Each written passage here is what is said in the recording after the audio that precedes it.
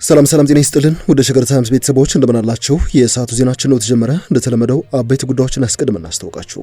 የኢትዮጵያ የዘር ግንድ ያላቸው የእስራኤል ወታደሮች ወደ ሶማሊላንድ እየሰፈሩ ስለመሆኑ መረጃዎች ጠቁመዋል። እስራኤል በታቀደበት መልኩ የአፍሪካ በተለይም ቤተ እስራኤላዊ እየተባሉ የሚጠሩ የኢትዮጵያ የዘር ግንድ ያለባቸውን ወታደሮች ወደ አፍሪካ ቀንድ እየላከች ነው በሚል ይፋ የተደረገው ዘገባ ምን ያክል እውነት ነው እንመለከተዋለን። ዛሬ በበርካታ የማህበራዊ ሚዲያ ገጾች መነጋገሪያ የሆነ አንድ ጉዳይ እናስመለክታችኋለን። በአፋር ክልል የህወሓት ኃይሎች የከባድ መሳሪያ ጥቃት መፈጸማቸው የዕለቱ ቁልፍ መነጋገሪያ አጀንዳ ነበር። እንመለስበታለን። በዘንድሮ ምርጫ አሸናፊ ከሆኑ የፖለቲካ ፓርቲዎች መካከል አንዱ የሆነው የአምስት ፖለቲካ ፓርቲዎች ቅንጅት ምንም እንኳን በምርጫ ያሸነፋቸው ወንበሮች ቢኖሩም ወደ ምክር ቤት አልገባም ብለዋል። ይህ ቅንጅት ያሸነፋቸውን የምክር ቤት ወንበሮች አልጠቀምባቸውም ሲል ይፋ ያደረገው በምን ምክንያት ነው እንመለከተዋለን። ከዚህ ባለፈ የኢትዮጵያ ዜጎች ለማህበራዊ ፍትህ ኢዜማ ከብልጽግና ቀጥሎ በዘንድሮ ሀገር አቀፍ ምርጫ ከፍተኛ ድምጽ ያገኘው ፓርቲ እኛንን ሲል ይፋ አድርጓል። እንመለስበታለን። ሌሎችም ጉዳዮች የሰዓቱ ዜናችን ትኩረት ናቸው። እንደተለመደው እየሰማችሁ ነብራችሁን ቆዩ።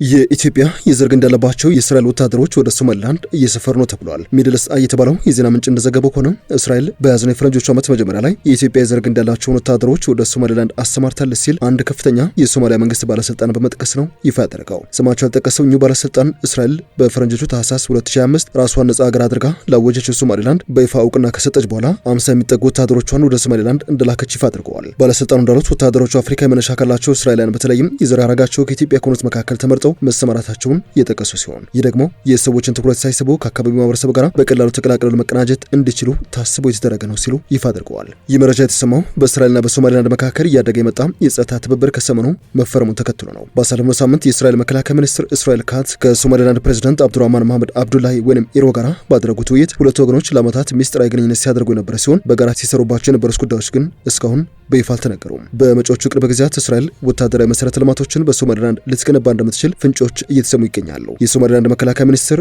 መሐመድ ዩሱፍ አሊ ግን እስራኤል በሀገራቸው ሶማሊላንድ ሪፐብሊክ ወታደራዊ ሰፈር ልታቋቁም ነው የሚለውን መረጃ ውድቅ ማድረጋቸውን ዘገባው አትተዋል።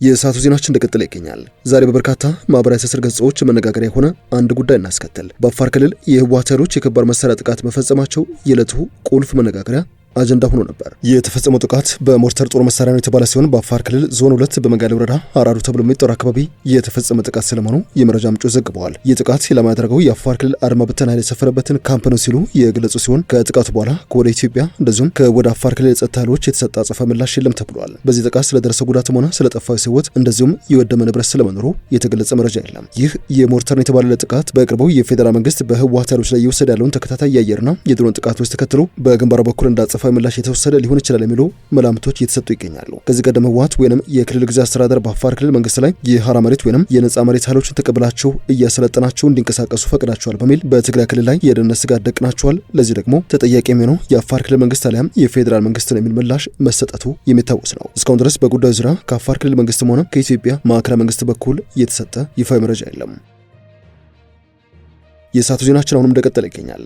በዘንድሮ ምርጫ አሸናፊ ከሆኑ የፖለቲካ ፓርቲዎች መካከል የአምስት ፖለቲካ ፓርቲዎች ቅንጅት የሆነው ትብብር ለኢትዮጵያ አንድነት በሰባተኛው ሀገር አቀፍ ምርጫ ያገኛቸውን ወንበሮች እንደማይረከብ ይፋ አድርጓል። ቅንጅቱ ከዚህ ቀደም ያቀረባቸው ቅድመ ሁኔታዎች የሚሟሉ ከሆነ ምክር ቤት የመግባት ጉዳይን ሊያጤነው እንደሚችል ይፋ አድርጓል። ጥምረቱ በተደጋጋሚ ያወጣቸው ቅድመ ሁኔታዎች እንዳልተሟሉ በመግለጽ ከምርጫው ራሱ እንደሚያገል ሲያሳውቅ የቆየ ሲሆን ከምርጫ ከሁለት ቀን በኋላ ደግሞ ቢያሸንፍም ምክር ቤት እንደማይገባ ገልጾም ነበረ። በትናንትናው ዕለት ብሔራዊ ምርጫ ቦርድ ይፋ ባደረገው አጠቃላይ ምርጫ ውጤት እንደሚያሳየው ትብብር ለኢትዮጵያ አንድነት 2 የህዝብ ተወካዮች ምክር ቤትና 5 የክልል ምክር ቤቶችን ማሸነፉ ይፋ ሆኖ ነበር። ጥምረቱ 1032 እጩዎችን በማቅረብ ከብልጽግናና ከኢዜማ ቀጥሎ ከፍተኛ ተመራጮችን ለተለያዩ ምክር ቤቶች ያስመዘገበ ሶስተኛው ፓርቲ ነው። በመዲናችን አዲስ አበባ፣ በአማራ እንደዚሁ በማዕከላዊ ኢትዮጵያ ክልሎች በጥቅሉ 7 ወንበሮችን በምርጫ 2018 ያሸነፈው ቅንጅቱ ምርጫውን አጉዞ በአቋሙ እንደጸና የህዝብ ግንኙነት ኃላፊው አቶ ጌትነት ወርቁ ይፋ አድርገዋል። መንግስት ሸብረክ ብሎ ወደ መነጋገሩ ወደ መደራደሩ እስኪሄድ ድረስ እኛም እውቅና አንሰጠውም፣ የብልጣብልጥ ጨዋታ ነው በማለት ሀገራትም ምርጫውን እውቅና እንዲነፍጉት ውቶታ እያደረጉ ስለመሆናቸው አቶ ጌትነት መናገራቸውን የቢቢሲ ዘገባ ያሳያል። የዜና ምንጩ አቋማቸው ከምርጫው በፊትም ሆነ ይህ ከሆነ ለምን በምርጫ ተሳተፋቸው ሲል ጥያቄ ያቀርብላቸው ሲሆን አቶ ጌትነት ለመሳተፋቸው ምክንያት የሆኑ ንግግሮች ስለነበሩ እንደሆነ አመልክተው ዝርዝር መረጃ ግን ከመስጠት ተቆጥቧል ባይ ነው። በቅድመ ሁኔታዎቻችን ላይ ምናልባት ጆሮ የመስጠት ዘንበል የማለት ምልክቶች ሊኖሩ ይችላሉ የሚል እምነቶች ነበሩ በማለትም በግልጽ መናገር ባልፈለጉትና ወደፊት ይፋ እናደርገዋለን ባሉት ምክንያት ወደ ምርጫው ለመግባት መወሰናቸውን ይፋ አድርገዋል። አቶ ጌትነት ምክር ቤት አንገባ የሚሉ አቋማቸው በ7 ምርጫ ክልሎች ለመረጣቸው ህዝብ ድምጽ መንፈግ አይደለም ባይ ናቸው። ተመሳሳይ ትችት በተለይም በ1997 ዓ.ም ምርጫ ከነበረው የቅንጅት አቋም ጋር ተገናኝቶ እንደገጠማቸው የጠቆሙት ኃላፊው የሁኔታውን ልዩነት ሲያብራሩ የሰማይና የምድር ያክል ነው ብለውታል። በሰባት ኪስ ቦታዎች ላይ ተሰጥቶን ይህን ተቀበልና ሌላውን አቆይ ከምንባል ለታላላቅ ጥያቄዎች መልስ እንፈልግ የሚል ነው ሲሉ አቋማቸው የማመዛዘን የማበላለጥ እንደሆነ ገልጸዋል። ይሁን እንጂ መንግስት ላስቀመጧቸው ቅድመ ሁኔታዎች ለመነጋገር ቀና ምላሽ ከሰጠ ውሳኔያቸውን እንደሚቀለብሱም ተናግረዋል። የሰዓቱ ዜናችን እንደቀጠለ ነው። ከምርጫ ጉዳይ አልወጣንም። የኢትዮጵያ ዜጎች ለማህበራዊ ፍትህ ኢዜማ በዘንድሮ ሀገር አቀፍ ምርጫ ከፍተኛውን ብር ካገኙ የተቃውሞ ፓርቲዎች መካከል ቀዳሚ ነኝ ሲል ይፋ አድርገዋል። የ2018 ሀገር አቀፍ ምርጫ ውጤት ይፋ መሆኑን ተከትሎ በተሰጠ መግለጫ መሰረት ለውድድር በቀረበባቸው ቦታዎች 13 የህዝብ ተወካዮች ምክር ቤትና 73 የክልል እንደዚሁም የከተማ ምክር ቤት ወንበሮችን በድምሩ 86 መቀመጫዎችን አግኝቻለሁ ሲል የኢትዮጵያ ዜጎች ለማህበራዊ ፍትህ ኢዜማ አስታውቋል። በዚህ መሰረት በሀገር አቀፍ ደረጃ 86 ወንበሮችን በማግኘት ቀዳሚው የተቃዋሚ ፓርቲ እኔ ነኝ ሲል ነው ይፋ ያደረገው። ኢዜማ ከቀጣይ ምርጫ በፊት ባሉት ዓመታት ጠንካራ ጎኖችን በማስቀጠል እንደዚሁም የነበሩበትን ክፍተቶች በስትራቴጂና ሌሎች አስፈላጊ ተግባራት በመሙላት ጭምር ተጨባጭ የተፎካካሪ ፓርቲነት ሚናውን ጊዜ ሳያባክን የሚጀምረው ዛሬ ነው ሲል አስታውቋል። ፓርቲው አክሎም በእነዚህ ዓመታት ከዚህ ቀደም ሳደርገው እንደነበረ ሁሉ ብሔራዊ ጥቅሞችን በሚያሳኩ ጉዳዮች ከሁሉም ኢትዮጵያ ጋር በመተባበር የምንንቀሳቀስበት መፎካከሪ አጀንዳዎች ላይ ማህበረሰባችንን በሚመጥን ጨዋነት ልዩነቶቻችንና ትችቶቻችንን እያቀረብን የጀመርነውን ጤናማ ዘመናዊ ፖለቲካ ባህል የማዋረድ ተግባራችንን በተጠናከረ መልኩ እንቀጥልበታለን። ለተጨማሪ ስኬትም የምንደረድርበት ይሆናል ሲል ይፋ አድርጓል። ኢዜማ ለአሸናፊ ብልጽግና ፓርቲ ባስተላለፈው ጥሪ ከዛሬ ጀምሮ ዴሞክራሲያዊ ተቋማትን ለመገንባትና ፍትሃዊ ፖለቲካ ምህዳርን ለሁሉም እኩል ተደራሽ ለማድረግ በቁርጠኝነት እንዲሰራ ያለ ሲሆን ለሀገር እድገትና ለውጥ ጠቃሚ ሀሳቦች ከማንኛውም ወገን ሊገኙ እንደሚችሉ በመረዳት ጭምር አማራጭ ሀሳቦች እንዲሰማ፣ ትችቶችን በወደ ሰፊነት እያስተናገደ ኢትዮጵያ የሚያስፈልጋትን ዴሞክራሲ በጋራ እንድንገነባ ሲል ጥሪ አቅርበዋል።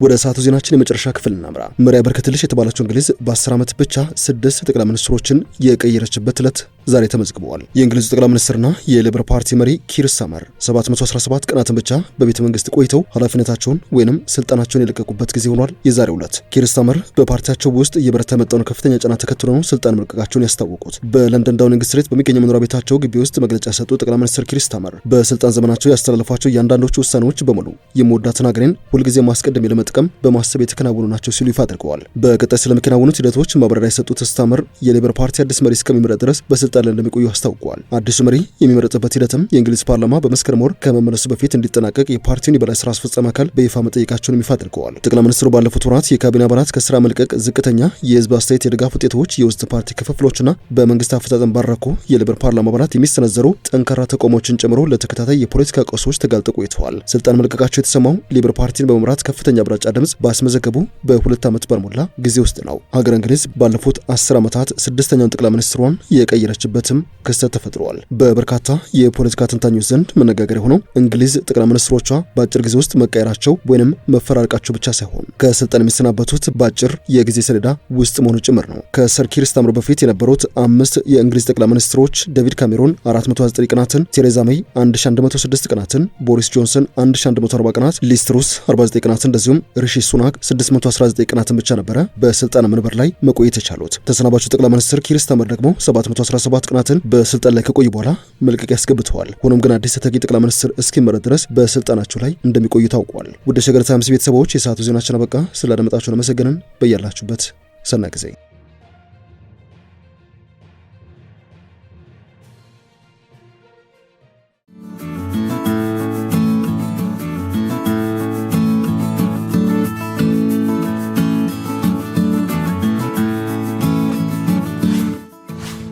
ሸገር ታይምስ ሚዲያን ሰብስክራይብ በማድረግና ደወሉን በመጫን ይከተሉን።